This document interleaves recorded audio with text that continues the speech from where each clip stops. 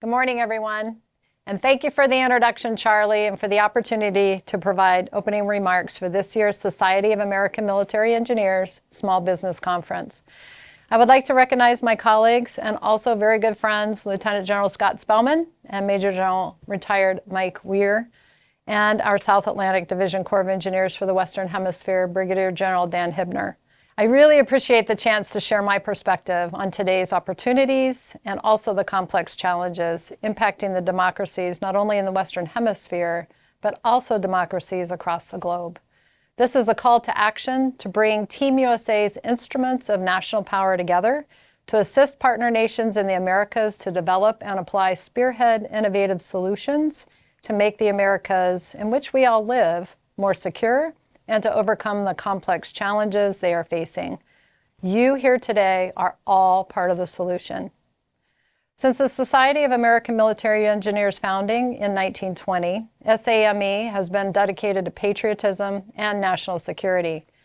By bringing together public and private sector professionals to build connections, share lessons learned, and develop solutions to strengthen our national security. For more than 100 years, you have been at the forefront of our nation's greatest engineering contributions: development of nuclear energy, successes of World War II, the National Highway System, America's unparalleled water infrastructure network, sanitation and public health engineering advancements, projection of air and sea power, space exploration, environmental stewardship, humanitarian support to global disasters. You have a great program set up for the next 3 days that will generate a lot of discussion as well as collaboration to think through how to take advantage of the fleeting windows of opportunity and how to help counter the challenges, and then how our Team USA resiliency and innovation will see us through these challenges successfully. I would ask you to consider 3 things as I'm talking today and as you participate in this conference. First, as part of Team USA in support of Team Democracy, how can U.S. companies compete on more critical infrastructure tenders, contracts, and projects in the Western Hemisphere? Second, how can U.S. companies raise the profile and branding of what good quality U.S. investment brings to a country? There are hundreds of U.S. companies in the region already, but you wouldn't know it because you don't see it and you don't hear about it. Where's our Team USA branding? Where's our Team USA flag?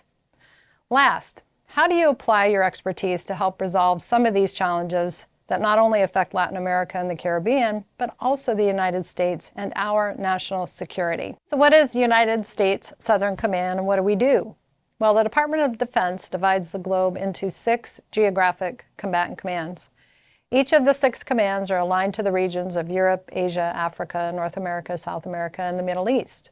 Latin America and the Caribbean is a vast region of 31 countries with 28 like-minded democracies, and U.S. Southern Command works very closely with the military and public security forces of these nations on security cooperation initiatives, all based in the rule of law, human rights, and the professionalization of their forces. Our national and international interests are at a decisive decade, as outlined in President Biden's 2022 National Security Strategy. The malign activities of the People's Republic of China, the Department of Defense's #1 pacing challenge, as well as Russia, Iran, and transnational criminal organizations, not only undermine democracies, they sow distrust, and they're working overtime to replace the United States as the partner of choice. They all pose a significant risk to security, not only to countries in Latin America and the Caribbean, but also to the United States. I've said many times our strategic competitors are in the red zone to our homeland. This region is also still suffering the devastating impacts of COVID-19, the 170 million people thrown into poverty, and an average decrease of 8.5% GDP across the region, a region that flourishes on tourism. The People's Republic of China has expanded its government-controlled, state-owned enterprise footprint through the Belt and Road Initiative, disguising extraction as economic investment in all the Western Hemisphere's critical infrastructure. 22 of 31 Western Hemisphere countries are Belt and Road signatories, with PRC projects in deepwater ports, 3G, 4G, 5G telecommunications, energy, safe city, smart city technology, space-enabling infrastructure, and projects near strategic sea lines of communication, such as the Panama Canal. Space-enabling infrastructure has a valid scientific purpose, but it can also be used to track, monitor, disrupt, and target U.S., allies, and partners' satellite systems. And what concerns me the most is that these state-owned enterprises projects can be dual use and used for both civilian and military use. And with China's largest military buildup of any country since World War II in conventional and nuclear military capabilities, we must ask ourselves, why so much investment in this region's critical infrastructure? And if that weren't enough, we have climate change, bringing record numbers of extreme storms, El Nino with droughts and/or flooding, the 1,000-mile drought corridor in the region causing food insecurity and wildfires. We have illegal drug trafficking, human trafficking, illegal mining, illegal logging, and illegal fishing. And irregular migration has spiked with historic, unprecedented numbers never seen. 7 million people have fled from the humanitarian crisis in Venezuela, as well as Cubans and Haitians, into an already struggling region. Families are on the move. They are coming to the United States to realize the American dream. And this is where the PRC steps in with its Belt and Road Initiative under the guise of investments in countries' critical infrastructure to invest, but really to extract critical resources. PRC investment bring the following: debt trap loans, design flaws, shoddy work, cost overruns, bribery of government officials. The PRC plays hero while taking the advantage of struggling democracies. These transboundary threats are a call to action for Team USA and require us to work hand in hand between the U.S. government and private sector for Team USA to be in support of Team Democracy, which are the 28 like-minded democracies in the Western Hemisphere. These complex challenges I described are causing a decline in countries' public trust and lack of confidence in democracies. And leaders in the Western Hemisphere are typically in the seat for one term of 4 years, and they're operating on a stopwatch, not the calendar, working to deliver rapid solutions for their people on top of weak economies. And Team USA is currently being outcompeted by the PRC in the Western Hemisphere because we aren't competing as we should on the tenders and projects. And the PRC is aggressively competing. So how do we rally Team USA? And how do we raise the profile of our U.S. companies already in the hemisphere? How do we help make the American dream the America's dream? There's a simple way to explain our Team USA instruments of national power in the acronym DIME: diplomatic, informational, military, and economics. We need to use our economic power to help our democratic partners realize their full potential and deliver for their people. Latin America and the Caribbean are so rich and abundant in resources. This region has the potential to feed and fuel the world. The U.S. leads the Western Hemisphere with $740 billion in trade. But in South America, China has surpassed the U.S. and is now the #1 trading partner.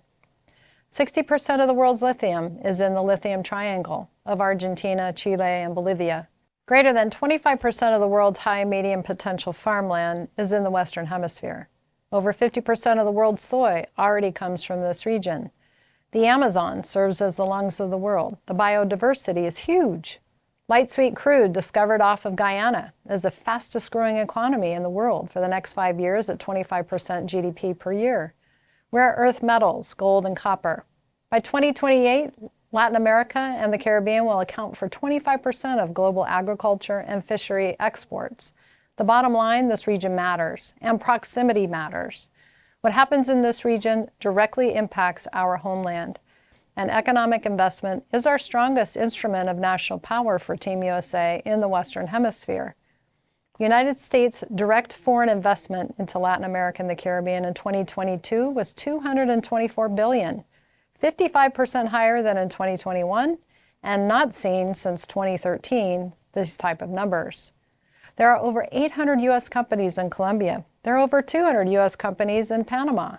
But U.S. companies are not competing on critical infrastructure tenders, and these projects are going to the PRC, and it has become a national security issue. You all play a critical role to increase opportunities for partnerships and business development, which in turn makes our Western Hemisphere more prosperous, but also more secure. Raise your profile. I have met with many of the 31 presidents in the region, and it's clear that U.S. economic investment is not visible to the country's leaders.